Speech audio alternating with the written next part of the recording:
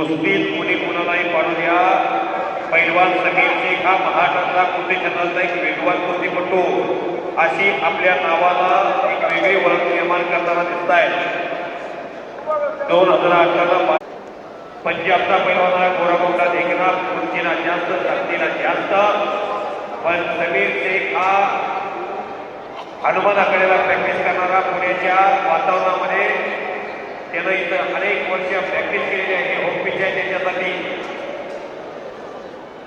काळ भैरवनाथाचा उत्सव चंद्रनगर खेळाडी भारत देशातलं एक उत्कृष्ट मैदान.